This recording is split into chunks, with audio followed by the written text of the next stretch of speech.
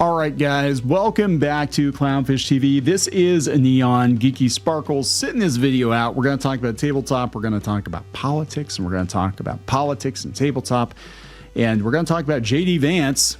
Boy, he does not look happy in that picture. He's very upset because Paizo doesn't like him very much, or at least some people working at Paizo don't like JD Vance. They're calling him a fascist, and they hope that if he plays Pathfinder, he will send his books back to the company. We're going to talk about this. This came up. It's actually an old tweet from I believe is it Jason Buhlman, who's the game designer at Paizo, one of the big wigs, I guess, over there, said back in August when it came out that JD Vance had a Magic the Gathering addiction, that he was like, yeah, well, if he's playing Pathfinder, I hope he sends the books back. So we're going to talk about that, and then we're going to talk about kind of politics and tabletop and just all the nonsense that kind of goes on in this scene. And I've been made very aware of it over the last couple of years. I didn't even realize there were any problems. I didn't realize that there was any controversy in tabletop, but for the most part, most of the publishers, most of the I guess people that control the scene, control the conventions, control the publications that support the scene, people working at Wizards of the Coast, they've expressed their political opinions, and 99.9% of the time they are left, very far left in some cases. We have documented how Wizards or people working at Wizards actually feel about Dungeons and Dragons, and the grognards that created the game, that they don't think very highly of the white men from the flyover states that created the game. That in their push for diversity and inclusion, they've actually gone out of their way to exclude certain kinds of people, and especially if you have certain kinds of politics, you're not welcome to play their games. They don't want you playing their games. And I think they've actually gone out of their way to antagonize people. I mean, look at, Thaco the Clown. Look at them taking the warrior from the red box, which is very obviously a man, and turning it into a thick brown woman just in time for the 50th anniversary, right? And very, very... it's very obvious that, and I hate to throw the term around because everybody's throwing around like, these people hate you. In this case, I think there are people working at these particular companies that really don't like conservatives at all. Like they really don't. And look, you're allowed to have your political opinions, but like, I think that gaming is supposed to be something that brings us together, right? It's supposed to be something that brings us together and doesn't divide us. And it's become a very divisive scene. I would say tabletop, even before comics, even before video games, became this very divisive scene. Going back through it, you can see back to like 2010, 2012, that there was definitely a certain element in the tabletop scene, or at least a very vocal element in the tabletop scene, that really wanted to control that scene and expel the old players, expel the conservatives, expel anybody from their safe space or whatever that they didn't want there. And look, you don't have to like everybody. You don't have to want a game with everybody. But when you're creating a consumer product, and at the end of the day, we can talk about art, and we can talk about games as art and comics as art, whatever. At the end of the day, you are creating a consumer product. And when you've got somebody from your company out there saying, hey, I think you're a fascist, send the books back, to get some fist bumps on social media, it's a lot of people, even if they're not saying anything, they're going to look at that and they're going to be like, what the actual hell? What the actual hell? How much money have I given your company? And, it could bite Paizo. I don't know. Or it could just be a tempest in a teapot. It could be internet drama that nobody pays attention to. But we're going to talk about it before we get into it any further. Please subscribe for more pop culture news, views, and rants, guys. Go out to clownfishminds.com. Support the Reef. We're thinking we might actually extend the Reef to YouTube as well and put the paywalled content on YouTube. I guess that kind of makes more sense, right? I guess it kind of makes more sense than just doing it on a standalone website. But we're doing that because we're trying to build a presence off of YouTube just in case YouTube gets gets stupid. Yeah, so Grum's put it up. I think the original post was Magic Man's. So here we go. This is Magic Man's post. Dude, TTRPGs are for everyone. I welcome many people at my table. I would happily break bread and roll math rocks with JD Vance if he wanted to play in my D&D or other TTRPG games. Again, this is coming from Jason Buhlman. I think it's pronounced Buhlman, who is one of the bigwigs over at Paizo, I believe. Now, I'm not a huge Pathfinder guy. I think I've played Pathfinder a total of 2 times, maybe in my whole life. I just never really got into it. But yeah, he's the director of games at Paizo. Okay, so he is the creator of Pathfinder, yeah. Publisher at Minotaur Games, Pathfinder, Hopefinder, he, him. So yeah, he's definitely instrumental to the game. But of course, it doesn't matter if you're the creator of the game. A lot of these publishers just kind of take it and don't really care. He says, gatekeeping in the TTRPG space is ridiculous. This is 2020. Our hobby is far too small to exclude anyone, no matter their experience or interest level. Well, that's a reasonable take. If you play games, you're a gamer. If you make games, you are a game designer. If you like games, you're welcome here. Except for JD Vance. If JD Vance has played Pathfinder, I want him to send his books back. No space for fascists in our game. Let's go back to 2020. If you make games, you're a game designer. If you like games, you're welcome here. If you like games, you're welcome here. We've gone from that to send your books back, JD Vance. You're a fascist. Wow, that's not good. Also on August 8th, tolerance is a social contract. Those who do not accept it and embrace it are not protected by it. We are inclusive, but not of those seeking to divide and drive others away based on their gender, sexuality, or ethnicity. Please step back and think on this one. It's not up for debate. Well, here's the thing, Jason. You're allowed to believe whatever you want to believe, and consumers are allowed to spend their money on whoever they want to spend their money on. But you just sent a huge flare up in the sky that you don't like conservatives and you think the vice president-elect is a literal fascist, a literal Nazi. Even if you think it, even if you express that opinion yourself, you're allowed to say, hey, I think this guy is a fascist or whatever. But you're basically speaking on behalf of Pathfinder and saying, send the books back. After you got done saying, hey, gaming's for everybody, right? Let's not exclude anyone. And Tabletop, it has been very exclusionary. Is that a word? Exclusionary? It has been for a while. I mean, we've been covering this. Like, there are people getting banned from Gen Con for the most ridiculous things.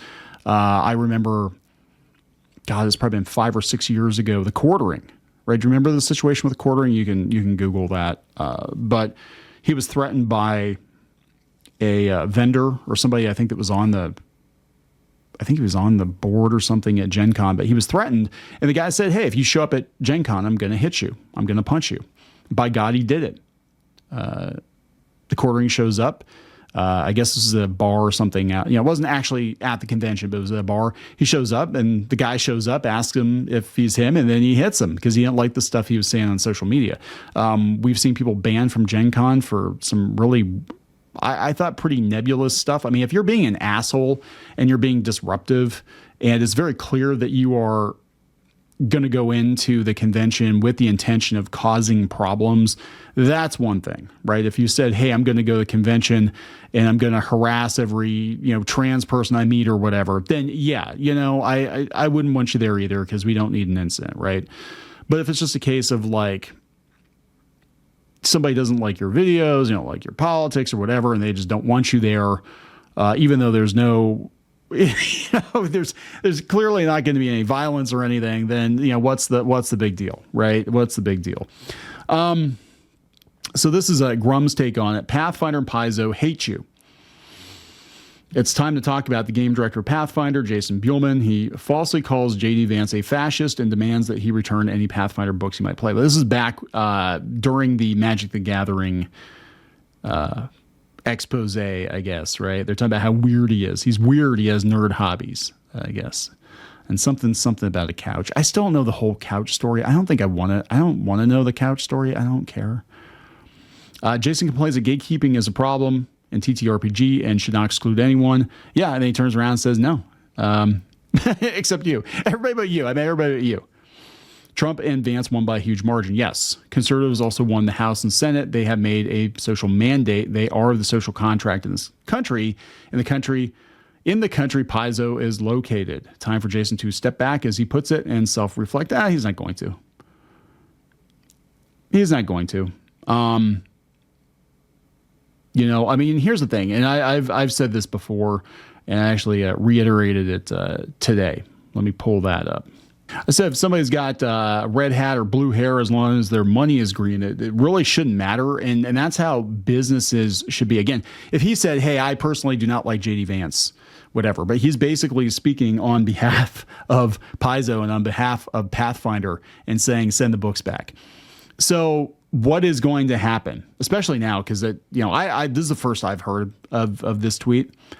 What is going to happen now is that a lot of conservatives or conservative leaning people are going to look at that and be like, oh, wow. Okay. Yeah. Hard pass. We're not playing Paizo either. And it's a lot of people jumped from D&D to Paizo during the OGL debacle. And now they're probably going to jump from Pathfinder to something else. You know, I'm not saying that their business is going to be ruined or anything like that. I'm not saying it's going to be a Bud Light situation or anything like that, but you just send a flare up that you don't want conservatives or anyone supporting conservatives to play or buy your game. That's what you're saying. And if it was the other way around, if you said, I don't want anybody who identifies other than a straight white man playing my game or buying my comics or whatever, yeah, there would be massive outrage, wouldn't there? It'd be totally, if I said, I don't want any, wokies buying, I don't give a shit. I don't care. I just want things to go back to normal. Like, I don't give a shit what your politics are. I really don't care. We have people buy our comics. We have people buy some other merchandise from us. We have multiple businesses, and I don't have to vet them. I don't feel like I have to vet them. You know, if somebody I absolutely hated bought one of our products, and people do buy our products. I know they do, but if they did, I mean, it's like I don't know what they're going to do with it. You know what I'm saying? Like, you can sell a book to somebody and they can turn around and wipe their ass with it. Literally wipe their ass with it. You don't know what they're going to do with it. You have no idea. But once the money exchanges hands, as long as they're not doing anything illegal, as long as they're not, selling scans of your book or whatever, then that's the contract you have with the consumer. They give you money, you give them the product, and it's their product. They can do with it whatever the hell they want to do. Their politics or beliefs or whatever should have no bearing on it at all. This is kind of like with Warhammer too, right? Didn't they have in their books? I'm pretty sure they had in their recent books that, like, we don't want any Nazis playing our games. I'm like, well, who does want Nazis playing our game? But you know what? Nazis are probably going to play your game. Well, one, I don't think there are a whole lot of them left. I think the left has grossly overestimated the number of actual Nazis left. But two, like, you don't know what people are going to do with it, right? You don't. But to actually spell it out, like, well, if you vote differently than me or you think different things than me, I don't want you playing my game. Dude, come on. Like I said, just put the fries in the bag. Put the fries in the bag. It's not your job to lecture the consumers on their weight. I mean, you can sit there and think, like, wow, what a fat effer this is. He bought like 4 Big Macs, 2 shakes, and 3 large fries, and it's for here, not to go, and it's just him. You can think, what a disgusting pig this is. This guy's gonna die of a heart attack before he's 35. Whatever. Hey, he paid for the fries. Put the fries in the bag. Give him the fries. It's not your place to lecture him on his weight, right? It's just a very, very weird signal. This comes from Robert Kuntz, who we actually had. There's an interview coming from Robert. We talked to him for about 2.5 hours, and that's going to be coming up here in a couple of days on Derezzed.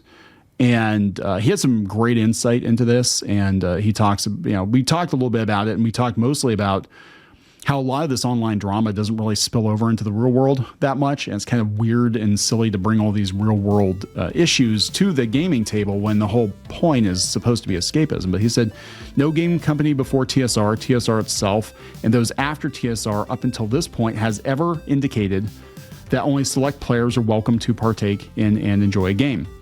Gaming is the last bastion in culture of the common folk, and to suggest that all folk are not welcome in a historically neutral social construct is as dangerous as it is perplexingly antisocial.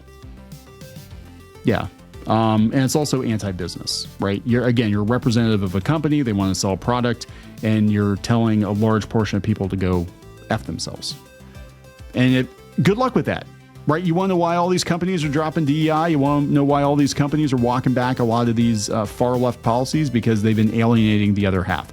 And the same would be true the other way, right? If you were going out of your way to antagonize people because of their race or their gender or sexual preference or religion or whatever, I would say that's wrong too.